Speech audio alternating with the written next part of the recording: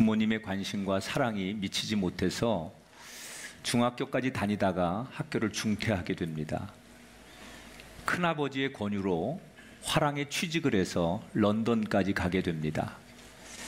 그렇게 10대를 보내던 어느 날 하숙집 딸을 사랑하게 됩니다. 그런데 짝사랑이었습니다. 너무너무 짝사랑하게 된 그녀에게 용기를 내어 사랑한다고 고백을 했다가 그녀에게 한 번의 거절을 당합니다. 젊은 청년이 사랑에 실패했다고 생각하면서 그는 극심한 좌절과 또 모욕과 그리고 자존감이 땅에 떨어져서 방황을 합니다. 그래서 런던을 떠나고 화랑도 떠나게 됩니다. 괴로움에 견딜 수 없었던 그는 인생의 의미를 어디서 찾을까 고민하다가 어느 날 목사가 되기로 결심을 합니다. 목사가 되면 좀 행복할 것 같아서 목사가 되기로 결심을 합니다. 그러나 이미 그는 그 당시 정신적으로 조울증에 걸렸었고 또 많은 그런 문제가 있었기 때문에 자기 뜻대로 목사가 되는 것도 쉽게 되지 못합니다. 그렇게 그의 삶은 점점점 불행의 늪으로 빠져드는 것 같았고 스스로 생각하죠. 나는 태어나서 지금까지 한 번도 행복한 적이 없었던 것 같은데 뭘 하고 살아야 될까? 그런데 가만히 생각해 보니까 다른 건 다 행복하지 않았는데 화랑에서 그림을 그릴 때는 무척이나 설레고 행복했던 적이 있었던 것 같아요.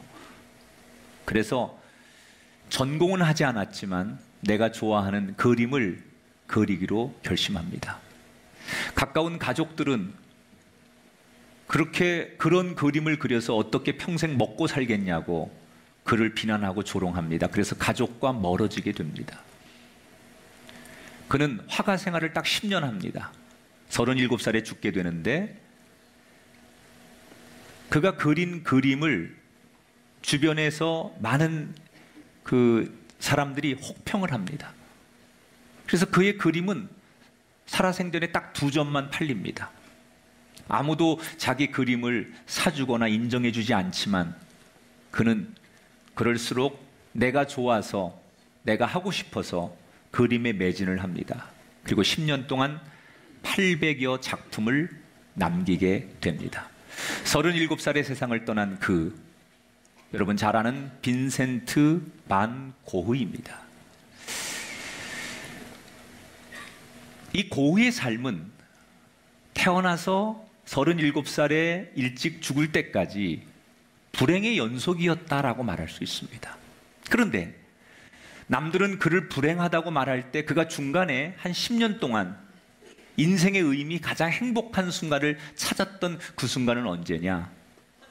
세상을 원망하고 불행의 조건을 이야기하기보다는 내가 하고 싶은 일, 내가 해야 될 일, 그 일에 정말 남의 눈과 시선에 상관없이 집중하고 집중했을 때 그의 인생은 행복했고 후세대 사람들은 가장 위대한 그의 작품을 평가하고 인정하는 화가가 되었습니다.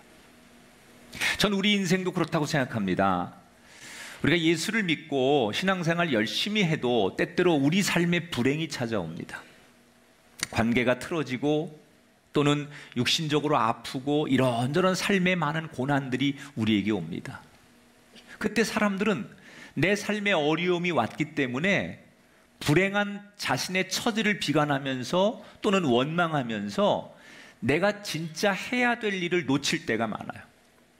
마음이 괴로우면 일도 안 되지요.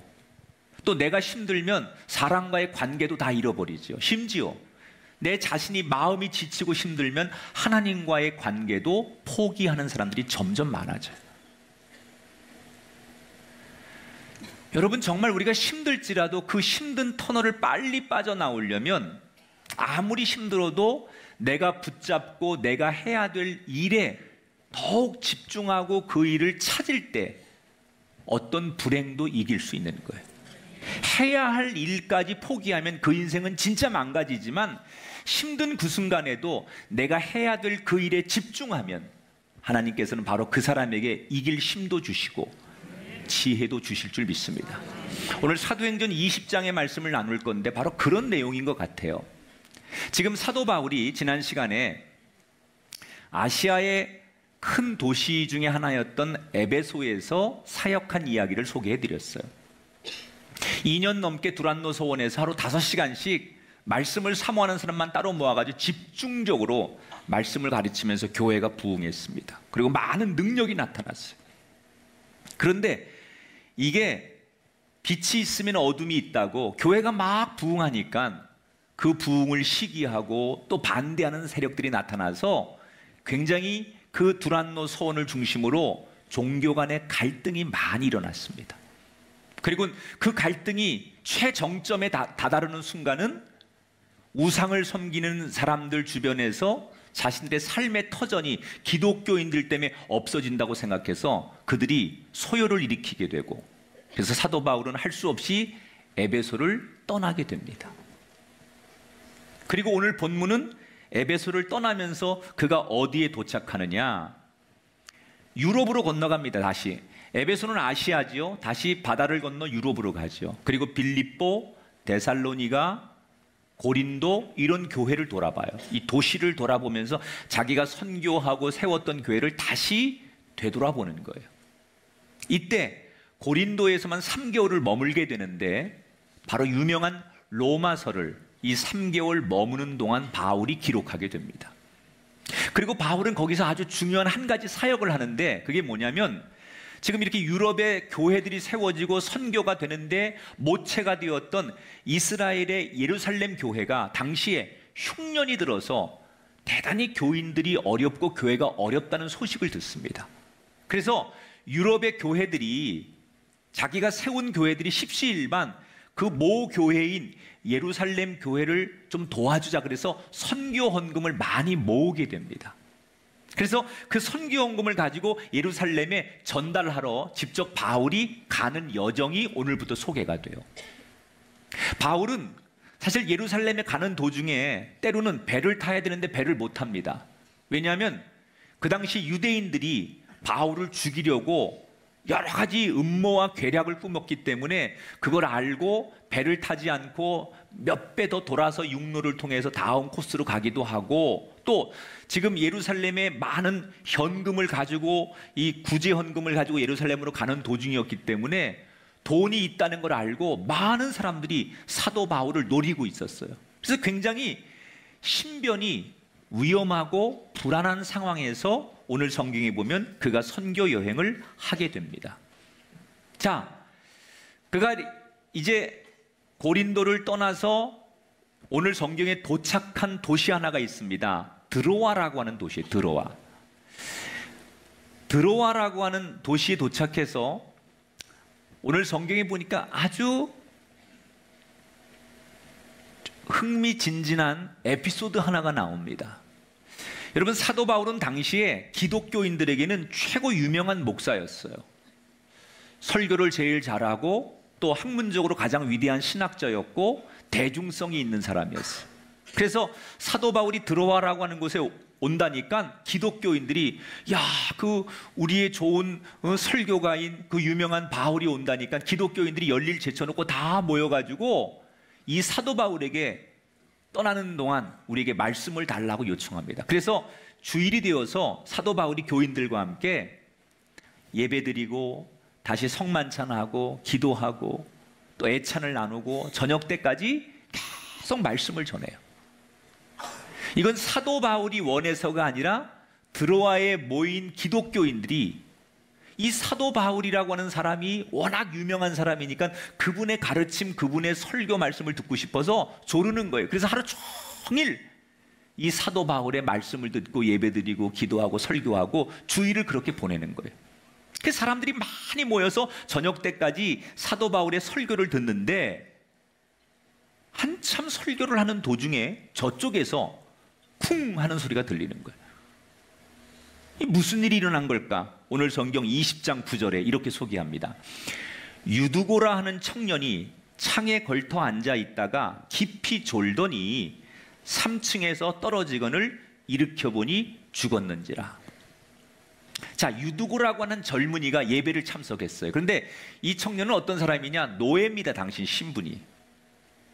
당시 노예들은 그 이름에서 노예라고 하는 것들이 나타나요. 그런데 이 많은 노예들이 이런 이름을 썼는데 유두고는 성서학자들에 의하면 그 당시 신분이 젊기는 했지만 아주 그 천한 노예였을 것이다. 이 신부는 비록 아주 천한 노예지만 자기가 주일날 예배를 참석하는 거예요. 그런데 생각해 보십시오. 일주일 내내 몸으로 노동하고 예배 오기 전까지 힘들게 일을 하다 보니 막상 예배에 도착해서 얼마나 피곤했든지 하루 종일 예배를 드리고 말씀을 듣는데 사람들이 많았든지 3층에 창문에 이렇게 걸터 앉아서 예배를 드리는데 눈꺼풀이 얼마나 떨어지는지 자기도 모르게 잠이 들었어요. 그리고 꾸벅꾸벅 졸다가 그만 3층에 떨어졌는데 달려가 보니까 숨을 쉬지 않고 죽어 있더라는 거예요. 사람들이 예배 드리다 말고 난리가 났습니다. 사람이 떨어져서 죽었잖아요. 그러니까 웅성거리고 사람들이 몰려서 소란이 일어나니까 사도 바울이 설교를 하다 말고 뛰어내려가서 사람들을 진정시키고는 그 죽어있는 유두고라고 하는 청년의 시신을 붙들고 하나님 앞에 간절히 기도하는 내용이 나와요. 뭐라고 기도하느냐? 하나님, 여기 젊은이가 예배를 드리는 도중에 이렇게 불행하게 지금 생명을 잃었습니다. 하나님, 당신이 있는 능력으로 이 청년을 살려주십시오.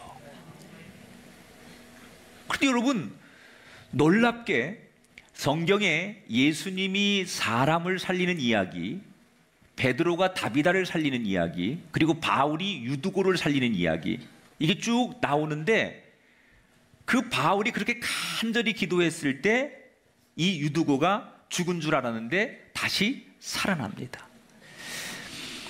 여러분, 이 이야기를 우리는 우리의 눈으로 보면 안 돼요. 죽은 자도 살리시는 하나님의 능력을 믿으십니까? 우리의 힘으로는 할 수 없지만 예수님을 부활시킨 하나님의 능력은 죽은 자도 살릴 수 있다는 것을 여러분 믿으시기 바랍니다. 그리고 이 말씀을 통해서 저는 여러분의 인생, 여러분의 가정, 여러분의 꿈이 만약에 절망하고 소망이 없고 시들어 있고 죽어 있다면 오늘 하나님의 능력으로 예수의 이름으로 여러분의 꿈과 소망과 희망이 살아나게 되시기를 주의 이름으로 축원합니다. 자, 그러면 여기서 우리가 중요한 건 죽은 자를 살리신 하나님의 능력이 분명히 하나님께 있지만 하나님께서 모든 사람을 다 살리시진 않잖아요. 왜 유두고는 하나님께서 죽은 그를 다시 살릴 만큼 그에게 특별한 은총을 하나님이 베푸셨을까? 그 이유가 있을 거 아니에요? 그 유두고를 하나님께서 죽었는데 다시 살리실 만큼 유두고에게 뭔가 하나님이 어떤 은총을 내리실 만한 이유가 뭐였을까? 그 힌트가 7절에서 9절에 나와요. 자, 제가 읽어볼게요. 그 주간의 첫날에 우리가 떡을 떼려 하여 모였더니 유두고라는 청년이 창에 걸터 앉아 있더라. 지금 유두고는 어디에 와 앉아 있는 거예요? 주의를 지키려고 예배의 자리에 나와 있는 거예요. 그러니까 유두고라고 하는 이 청년은 몸은 천근만근 너무 지쳐있고 쉬고 싶고, 그리고 몸은 정말 너무 피곤해서 완전히 정말 지쳐서 아무것도 할 수 없는 그런 상태지만 이 유두고라고 하는 사람은 어떻게 하든지 그 몸을 가지고 그 상황을 가지고 예배의 자리만큼은 지키고 싶었다는 거예요. 하나님이 그걸 보신 거예요.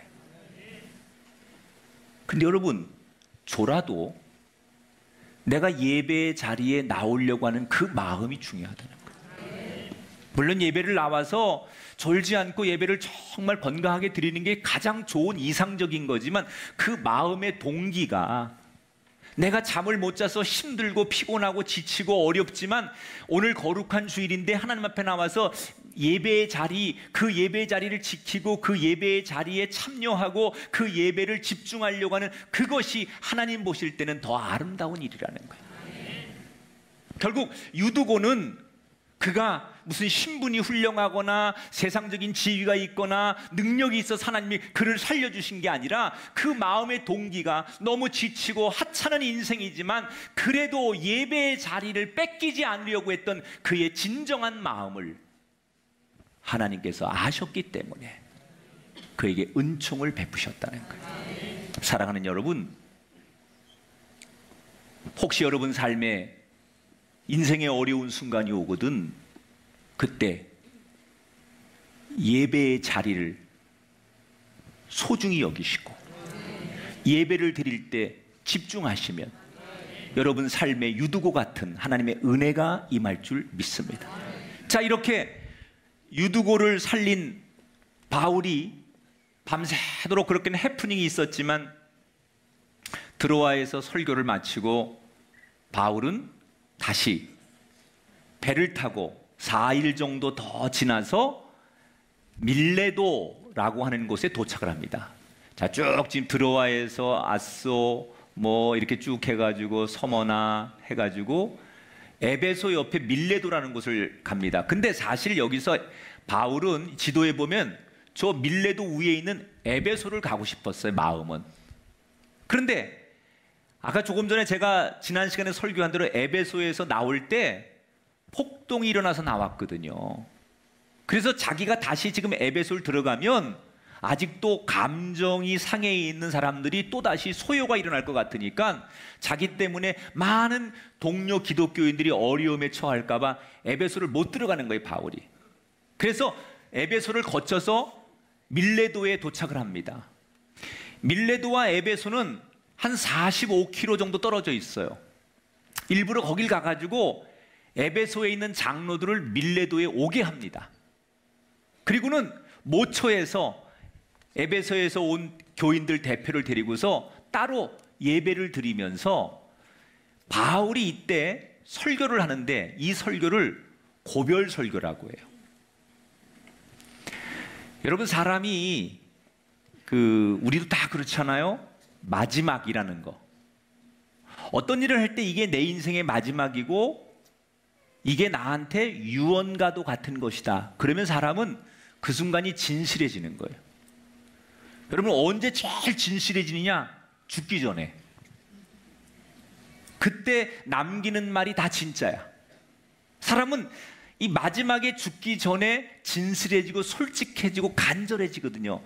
이 바울의 설교 가운데 성서학자들이 가장 애절하고 가장 실질적인 설교 하나를 꼽으라고 하면 오늘 이 사도행전 20장에 나오는 이 에베소 교회 교인들에게 마지막 고별 설교, 이게 가장 바울의 설교 가운데 애절한 설교로 꼽힙니다. 이 설교 내용 속에서 바울이 두 가지를 얘기합니다. 첫 번째는 그동안 자신에게 있었던 일을 얘기하는 거예요. 내가 사실 이렇게 지금 하나님 앞에 부름을 받고 예수님을 믿게 되고 이 유럽의 아시아를 거쳐서 선교를 하게 된 것은 성령께서 나를 이끄셨던 것이다. 내 힘으로 한 게 아니라 하나님이 보내신 성령에 이끌려서 내가 이런 일을 감당했는데 지금 내가 성령에 이끌려서 저 예루살렘의 어려운 교인들을 도우러 가는 중이다. 이렇게 얘기를 하는 거예요. 그러니까 이 이야기를 들은 많은 교인들이 걱정을 합니다. 그러면서 이 바울이 예루살렘 교회를 가는 것을 만류합니다. 왜 만류를 하느냐? 당시 바울은 유대인들에게 이미 공공의 적이었어요. 이미 너무 많은 유대인들이 기독교에 예수님을 죽였던 것처럼 바울을 예수님처럼 죽여야 된다고 생각했기 때문에 가는 곳마다 심지어 이 사도 바울을 죽이려고 하는 사람들이 굉장히 많았었습니다, 당시. 그런데 예루살렘 한복판으로 들어간다는 것은 사도 바울이 자신의 목숨을 적에게 넘기는 거나 다름이 없어요. 그러니까 많은 교인들이 사도 바울을 붙드는 거예요. 선생님, 위험합니다. 목사님, 위험합니다. 지금 예루살렘으로 가시는 것은 너무나 무모한 짓입니다. 만약에 그 헌금을, 구제 헌금을 예루살렘에 전달해야 된다면 다른 사람한테 하게 하십시오. 아니면 좀 피했다가 좀 잠잠해지면 훗날 예루살렘에 방문해도 되지 왜 지금 가시려 합니까? 지금 가면 너무 위험하고 너무 어려운 일이 생기니 가지 마십시오. 지금은 피하십시오. 이렇게 많은 사람들이 권면합니다. 그 사도 바울이 고민하죠. 왜? 그 말이 사실이었거든요. 자기가 지금 헌금을 들고 예루살렘 교회를 가야 되는데 거기 가면 굉장히 어려운 일이 있을 거라는 걸 알았기 때문에 그도 고민합니다. 그래서 가야 되나? 아니면 이들의 이 충고대로 지금은 좀 지혜롭게 이 어려운 일을 피해야 되나? 고민을 하고 기도를 하게 됩니다. 그러다가 고민하고 기도하면서 그가 내린 결론이 어떤 거냐? 어떤 결론을 내리냐? 24절을 볼게요.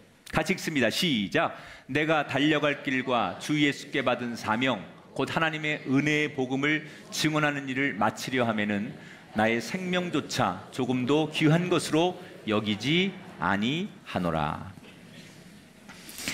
자, 뭐라고 결론을 내립니까? 나한테 어떤 환난과 어떤 불행한 어려운 일이 닥치든 간에 나는 예수님께서 나에게 맡겨주신 일, 그 일만 바라보고 감당하겠다는 거예요. 내가 설사 예루살렘에 가서 어떤 불행하고 어려운 일이 있더라도 하나님께서, 예수님께서 나에게 맡기신 일, 이 사명, 내가 해야 될 이 일, 내가 좀 힘들어진다고 어려워진다고 내가 해야 될 이 시대적인 소명과 하나님이 나에게 맡겨주신 이 사명의 일을 내가 놓을 수 없으니 나는 아무리 어려워도 내가 해야 될 이 일에 집중하겠다는 거예요. 여러분, 사도 바울의 인생은 한마디로 말하면 자기가 해야 될 일을 늘 집중하는 사람이었어요. 루스드라라고 하는 곳에서 사람들에게 돌에 맞아서 거의 죽을 뻔한 적이 있었어요. 피투성이가 돼가지고 완전히 탈진해서 시체나 다름없는 그 상황에서도 사도 바울은 툭툭 털고 일어나서 그 다음날 바로 복음을 전하러 갔어요. 고린도에서도 수없는 위협을 받았지만 그 위협 속에서도 복음을 전하러 가요. 에베소에서도 마찬가지, 수없는 비방이 있었지만 그는 아랑곳하지 않고 내게 주신 사명이 복음을 전하는 거니까 그는 복음을 전해요. 그는 어떤 일이 일어나도 굴하지 않아요. 여러분, 바울이라고 무섭지 않겠습니까? 바울이라고 두려우지 않았겠습니까? 그런데 바울이 인간적으로는 무섭고 두렵지만 그 무서움과 두려움을 이길 수 있었던 것은 하나님이 나에게 맡겨주신 일, 그 일을 집중하다 보니 무서움도 두려움도 이기게 되더라는 거예요. 여러분, 때때로 세상이 두렵지 않습니까? 어떤 사람에게는 내일이 안 왔으면 좋겠다. 어떤 사람에게는 그 사람 만나는 일이 없었으면 좋겠다. 두렵고 무섭고 알 수 없는 미래를 향해서 공포에 떠는 분들이 많습니다. 여러분, 그 두려움, 그 무서움을 어떻게 이기시겠습니까? 오늘도 내 자리에서 내가 해야 될 일에 집중할 때 두려움도 무서움도 이기게 될 줄 믿습니다. 오늘 29절 30절에 보니까 사도 바울이 이렇게 예언을 하죠.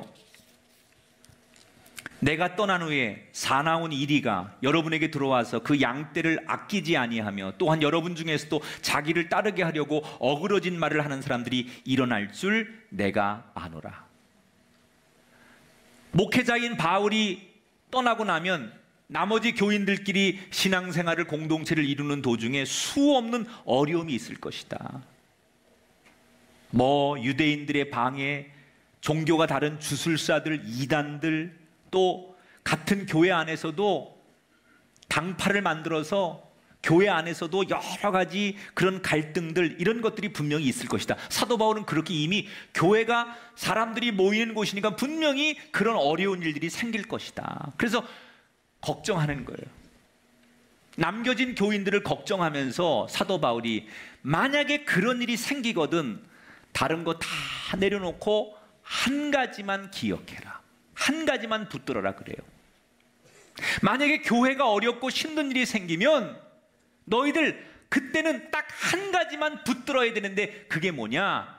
그동안 지난 3년 동안 너희들에게 들려주었던, 너희들이 들었던 하나님의 말씀, 예수 그리스도의 말씀을 다시 기억해라. 공동체가 또는 개인적으로 너무 불행하고 어렵고 힘든 일을 만나거든 뭘 하라고요? 내게 주셨던 하나님의 말씀을 다시 떠올리고 기억해라.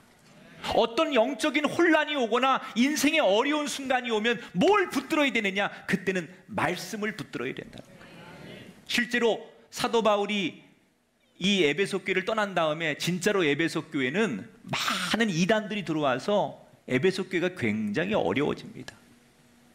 그때 에베소 교인들이 그 이단들로부터의 공격과 영적인 혼란을 어떻게 이겨내느냐? 사도 바울이 부탁한 대로 오직 말씀을 기억하고 말씀을 붙들고 말씀으로 돌아가면서 그 어려운 환난의 때를 이겨냅니다.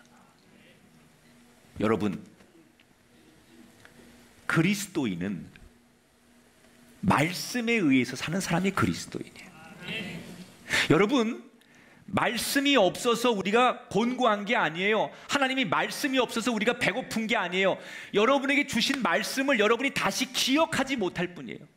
하나님이 그동안 내게 너무나 많은 말씀을 주셨어요. 설교를 통해서 또는 성경 공부를 통해서 여러분이 읽은 말씀을 통해서 너무 많은 하나님의 진리가 여러분에게 와 있는데 그 말씀이 다시 생각나지 않고 기억되지 않는다는 건 뭘 의미하는 거냐? 말씀이 한 귀로 왔다 한 귀로 떠나갔다는 얘기예요. 내 말씀이 아니라는 거예요. 들리기는 들리지만 그냥 피상적으로 듣는 말씀, 나에게 영적인 말씀, 진리의 말씀이 아니라 그저 들리는 세상의 소리와 똑같은 말씀으로 듣기 때문에 하나님의 말씀이 내 안에 남아있지 못하는 거예요. 삶의 불행을 이기려면 내 안에서 어려운 순간순간마다 말씀이 기억돼야 돼요. 여러분, 왜 현대 교인들에게 말씀을 자꾸 기억하라고 하느냐? 지금 우리가 사는 이 시대는 진리가 너무 많아요, 여러분. 한번 여쭤볼게요. 여러분, 세상에 정답이 두 개일 수 있습니까? 진리라는 건 뭡니까? 정답이에요. 우리가 말하는 진리라는 것은 하나여야 되는 거예요. 그렇죠? 진리가 두 개일 수 없는 거예요. 어떻게 태양이 두 개입니까? 정답은 하나여야 돼요. 우리가 말하는 인생의 진리, 삶의 진리, 이 땅의 진리는 하나여야 돼요. 그런데 우리가 사는 이 세상에 저마다 다 진리라는 거예요. 과학은 과학대로 자기들이 진리라고 말하고, 철학은 철학대로 그게 진리라고 말하고, 세상의 경영은 경영대로 이게 자기들의 진리라고 말하고, 종교도 너무 많다 보니까 이단은 이단대로 자기들이 진리라고 말하고. 여러분 생각해 보십시오. 저마다 다 진리라고 하는데 진리는 하나여야 됩니다. 근데 많은 사람들이 저마다 다 진리라고 하니까 그 유혹에 이것도 진리인 것 같고 저것도 진리인 것 같고, 그래서 하나님 말씀을 듣다가도 세상의 돈이나 명예나 세상의 어떤 과학이나 이런 얘기를 듣다 보면 이것도 진리 같아서 그 진리라고 생각하는 걸 붙들다 보니 하나님 말씀을 기억하지 못하는 거예요.